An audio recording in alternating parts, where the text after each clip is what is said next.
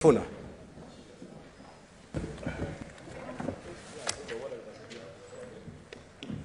Thank you, Mr. Speaker. Allow me to begin, as my colleague has done, by thanking the members of the committee for a job very well done, Mr. Speaker. And that small discussion that was going on about page 11 and its contents, Mr. Speaker, I have only one observation to make.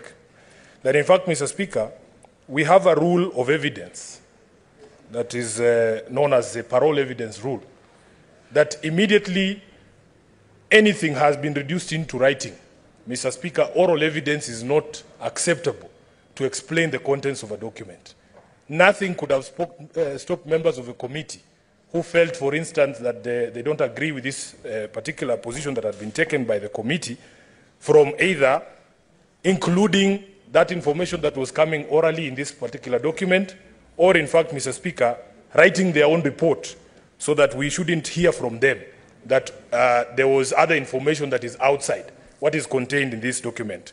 We say you should take pride and responsibility for everything you do in private when it comes to the public. You cannot agree on something in private, then when it comes to the floor of the House, somehow you are embarrassed by some of the decisions that you took. Mr. Speaker, going to the contents of the document itself, I want to laud the committee for giving the people of Siaya an opportunity, a chance for devolution to work for them. Because these two indictments are on very serious grounds, Mr. Speaker, of violation of the Constitution and the law. That in fact the governor himself, and I can tell that some senators who have spoken before me have not read this document. In this particular document, Mr. Speaker, there is an admission by the deputy governor himself. And those of you who know the law, they know the weight of an admission of an accused person is heavy. If the governor himself, at page 40 and 41 of the report, has admitted before the committee that he attempted to interfere with procurement processes, then really we shouldn't be debating it any further. We should take him at his own word. He has accepted to a crime, and he should face the consequences of his decision, Mr. Speaker. This committee are the ones who interacted with the evidence. They are the ones who interacted with the witnesses. They were able to tell certain things that we can't tell from this report, Mr. Speaker. For instance, you know, my senior here is a retired judge. You know that the court that takes the evidence, Mr. Speaker, is not the same as an appellate court that only reads the documents. Because they're able to see the demeanor of the witnesses to tell whether somebody is being truthful or not truthful. It would be unfortunate that we can come up with a committee of this House. They utilize all the resources of the House that they have utilized, all the hours that the clerks have spent, and then when they bring a report such as this one, we want to run away from the report, including, I'm suspecting, some members here who already adopted this report and have not told us anything else other than what we can read here on this document. So I want to thank you, Chairman William Kipkemoi Kisang, for giving the people of Siaya hope that now at least devolution is going to work for them.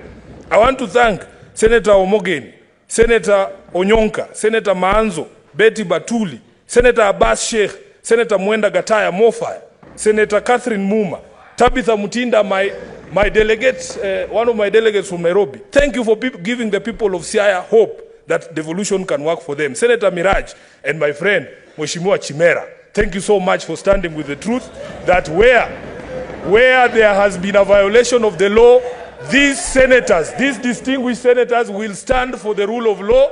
They will stand for the Constitution, Mr. Speaker.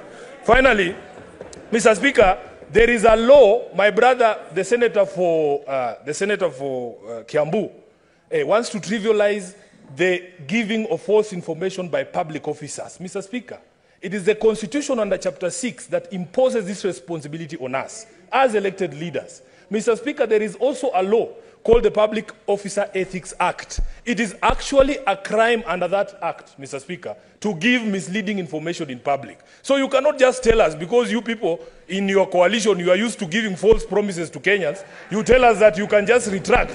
That is not the law, Mr. Speaker. You know, we were promised 6 stadia, we never received that stadia. We were promised 1 million shillings, we were never given those 1 million jobs. Mr. Speaker, Mr. Speaker, Senator. You must protect me. Senators, pause my time, please. Senator Sifuna. Yes. You are carrying a report. Mr. Speaker. You are carrying a report. Yes. And your debate ought to be confined to the tenets of that report. Okay. I have not seen any study in that report. I have not seen any false promises being addressed in that report. Kindly confine yourself. Mr. Speaker, let the please. senator be heard in silence. Proceed and conclude. Thank you, Mr. Speaker. There was reference. Senator Chirange. Mr. Speaker, can I be heard, please? Senator Chirange, I'm giving you a caution.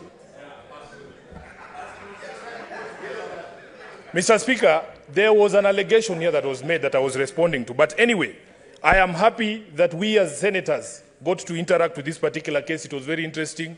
For the first time in my life, I got an opportunity to see what a 1 million shilling chair looks like. Unfortunately, because I was not a member of the committee, I was not invited to sit on it like my brother, Senator Chimera. And I think having sat on that seat is when Chimera realized that resources that are due to the people of Siaya cannot be used for such things. And I applaud the committee for actually saying that this cannot continue, Mr. Speaker.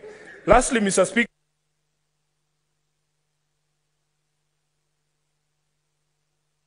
Senator Methu.